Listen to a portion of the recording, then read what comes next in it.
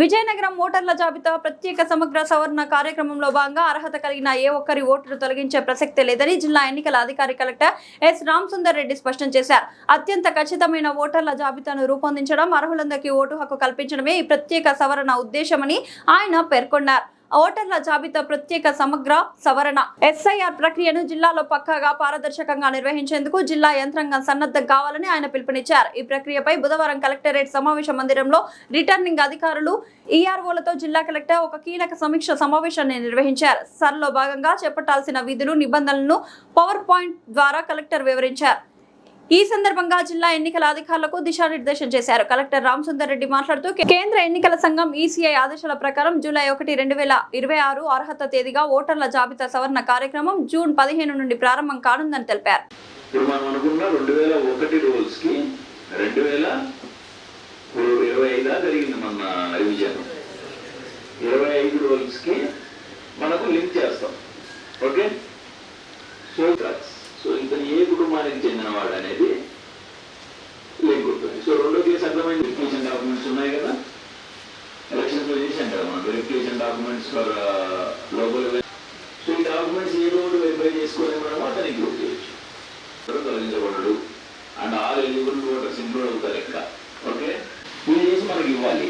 అతను ఫిల్ చేయాలనుకుంటే మన బిఎంఓ గారు హెల్ప్ చేయాలి. మీరు వాలంటీర్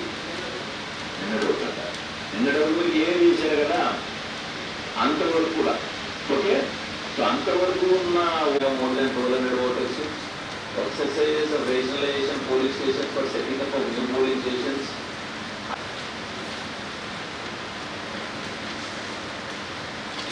పోలింగ్ స్టేషన్స్ కూడా మాట్లాడుకున్నాము. Number of polling stations. So 1000 ఓటర్లు ఒక కాన్స్టిట్యున్సీలో ఉన్నారు అంటే మనకి, so what was original SIR 2001లో జరిగింది, దాని ముందు జరిగింది అంటే, సో స్క్రాచ్ నుంచి ప్రతి ఓటర్ను మళ్ళీ కూడా ఎన్రోల్ చేశారు. ఫ్రెష్గా మనకు ఓటర్స్ లిస్ట్ తయారయ్యేది. That was SIR. సో ఇప్పుడు మనకు దాన్ని కొంచెం మాడిఫై చేస్తూ, అంటే అంత లేదు, ఆల్రెడీ ఉన్న వాళ్ళు ఉన్నారు కాబట్టి వాళ్ళ నుంచి కొంచెం మాడిఫై చేస్తూ, primary intention is purification of the rules. Purification of the rules ఇది ప్రైమరీ ఇంటెన్షన్. ఓకే, అది మీరు గుర్తుపెట్టుకోవాలి. ఏది కూడా మనకు ఉన్న మిస్నోషన్స్ అన్నీ మీరు ఒక్కసారి మీరు ప్రెస్ మీట్ పెట్టుకోండి, మీ మండలాల్లో కానీ మీ డివిజన్స్లో కూడా.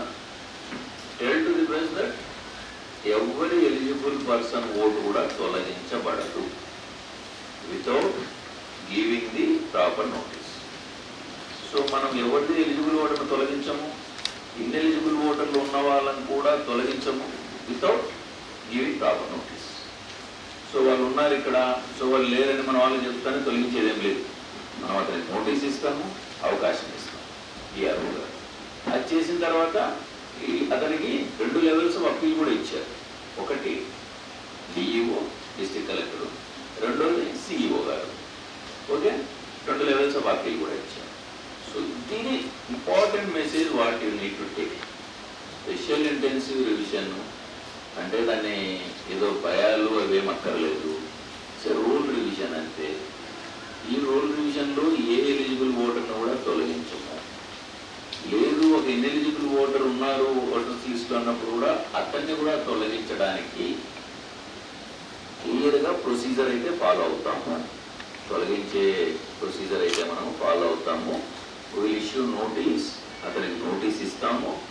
నోటీస్ ఇచ్చేసి బేస్డ్ అపాన్ ది రెస్పాన్స్ మనం తొలగించే అవకాశం ఉంది. తొలగించినా కూడా అతనికి అప్పీల్ అవకాశం ఉంది. ఇక నాకు 2 అప్పీల్ అవకాశాలు ఉన్నాయి. ఒకటి, you can go to the DEO district election officer and district collector. అక్కడ కూడా అతను సాటిస్ఫై కాలేదంటే సెకండ్ అప్పీల్ మళ్ళీ సిఇఓ గారికి కూడా ఉంది. ఓకే, ఇది వెరీ క్లియర్గా ఉందండి మీరు. So the very crux of SIR ఇది.